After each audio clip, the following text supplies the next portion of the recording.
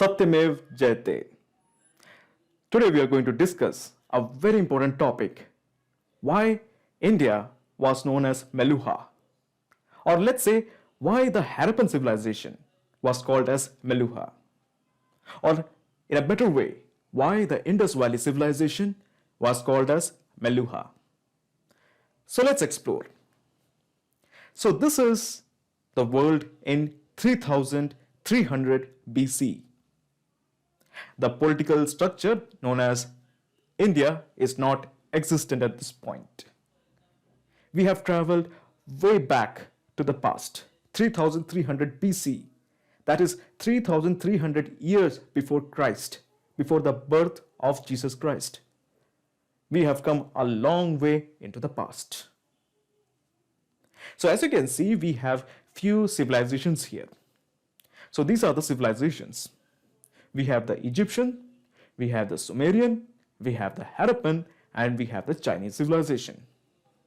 Harappan civilization is also known as the Indus Valley civilization. Now the question is, what was the name of the civilization during this time? What was the name of the Indus Valley civilization in 3300 BCE? So you would be like, hey, it's Harappa. No. Harappa is a recent name that we have given to this civilization. So the story is something like this. We have this gentleman called as Alexander Cunningham. So he was an archaeologist, and what he did, he found many seals along the Indus Valley River. And the crux of these seals were located in this particular region called as Harappa. Harappa was a village. He found a lot of Indus Valley seals along this river, specifically Ravi River, which is a tributary of Indus Valley, of Indus River. In 1921, two gentlemen, that is Dr. Dayaram Sahni and Dr. Vatsa, discovered a big metropolis. And this metropolis was located near the Harappan village. Right? So that is why, since it was one of the major and the earliest site discovered for the Indus Valley, along the Indus Valley, that is why it was named as Harappan civilization. But remember this name, Harappa, is a very recent name of this particular civilization. But it was not known as Harappa during the ancient time. Let's say in 3300 BC, it was not known as Harappa. So the question is, what was the name? The oldest name for this particular civilization is Meluha. Okay, the oldest name is Meluha. This particular region that is shaded in yellow was most likely called as Meluha. So the question is, how do we know that this particular region that is, in yellow, or let's say the Harappan civilization or the Indus Valley civilization was called as Meluha? Do we have any evidence for that? There are evidences. So let me present those evidences. So these are the three evidences. The first one is, it is derived from a word called as Melacham. The second word is, it is derived from a word called as Elu. And the third one is, it is derived from the word Malha. Okay, Melacham, Elu and Malha. Melacham, Elu and Malha. These are the three words. So let's explore in detail about each of these words. And let's understand how this word Meluha came into existence. Let's focus on Melacham. Awesome. So as you can see, we are going to focus on this two particular civilization. The first one is Sumer, as well as the second one is our own civilization, that is Harappan civilization, right? Now remember this. These two civilizations were like the superpowers of that time. There were many Neolithic cultures located around the whole world, but these four civilizations, that is the Egyptian, Sumerian, Harappan, and the Chinese civilization, were like the superpowers of this time. Now we are going to focus on Sumer as well as Harappan only. Okay. So as you can see, Sumer and Harappa, they traded a lot with each other. Okay, they traded a lot with each other. So Sumer refers to a particular region in their text called as Meluha with which they traded. Right? So the question is, how do we know about these? Now there are many evidences in Sumer that exclusively belong to the Harappan civilization. For example, we have the beads from Harappa. We have the weights from Harappa. We have the seals from Harappa in Sumer. That means Sumer and Harappa had trade relations. Right? Similarly, Harappa also have shown many distinctive Sumerian artifacts in their region, in Harappa. So definitely Sumer and Harappa had a trade relations.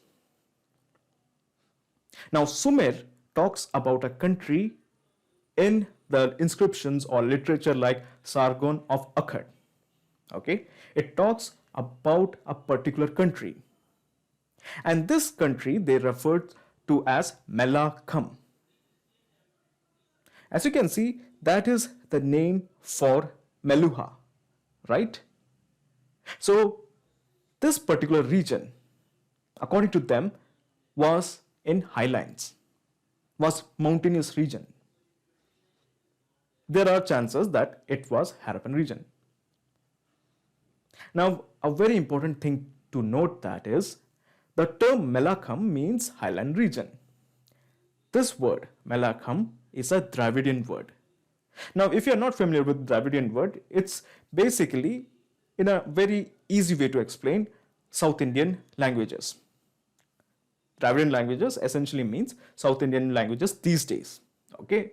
Now, please don't come and bite me if the explanation is wrong, but Dravidian region languages essentially means South Indian languages. You have the Tamil, you have Malayalam, you have Kannada, and you have Telugu. These are the four major South Indian languages.